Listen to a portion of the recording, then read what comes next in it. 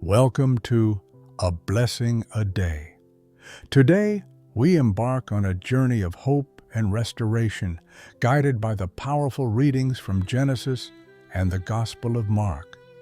In a world often clouded by despair and uncertainty, today's message invites us to embrace renewal and clarity in our lives.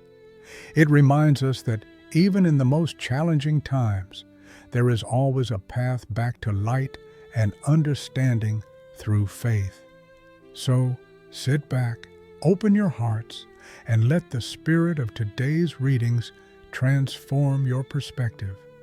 In the first reading from Genesis, we are reminded of Noah, a figure of unwavering faith amidst a world engulfed in chaos. After the great flood, Noah waited patiently for God's deliverance. The sending of the dove, which returned with an olive leaf, symbolizes hope and new beginnings. It tells us that even after the darkest storms, God's promises of renewal are alive. The olive branch is a timeless symbol of peace and reconciliation. It calls us to trust that the waters of our trials will recede. In the words of Saint Teresa of Avila, prayer is an act of love. Like Noah, we are often called to be patient, waiting for God's timing. As we face our trials, we must remember that God is always listening and will bring us back to dry ground when the time is right.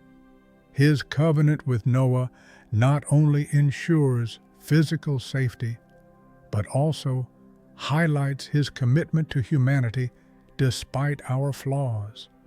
As long as the earth lasts, seed time and harvest, cold and heat, summer and winter, and day and night shall not cease.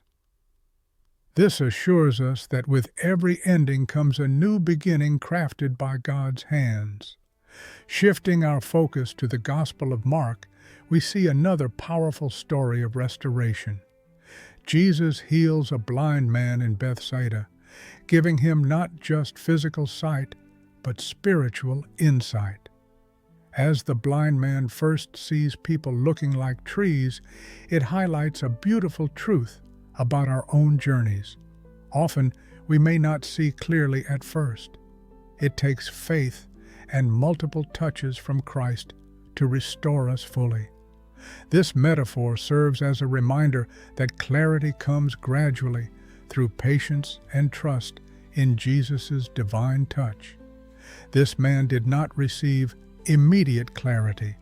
He required a second touch from Jesus. This teaches us an invaluable lesson. Healing can be a process. Sometimes we are not ready to see the full picture. Sometimes we need to be led away from the hustle and distractions of our surroundings, just as Jesus led the man outside the village. In our lives, we may have to step away from distractions to truly see and understand God's direction for us. In today's world, where despair can dim our vision, we must seek out those divine moments, those touch points where Jesus invites us to see life anew. Recall the words of St. Augustine, who said, "God is always trying to give good things to us, but our hands are too full to receive them." Are we making room for God to act in our lives? As the blind man walked away with restored sight, we are encouraged to walk forward in faith, fully aware of God's transformative power. He urges us to share this good news, ensuring that those around us also receive the blessings of clarity and hope. Remember, he instructs the man not to return to the village. In the same way, when we experience spiritual healing, we are often called to leave behind the old ways and embrace a new way of living. So, as we reflect on today's readings, let us hold on to hope like Noah, trusting that God never abandons us, and let us seek clarity like the blind man, opening ourselves to the transformative touch of Christ.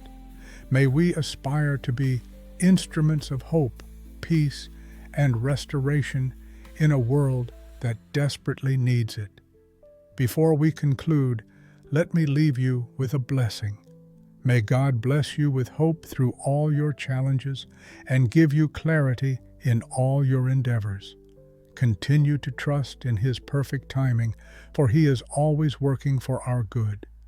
If you found meaning in today's message, please subscribe to A Blessing a Day and share this video with your loved ones.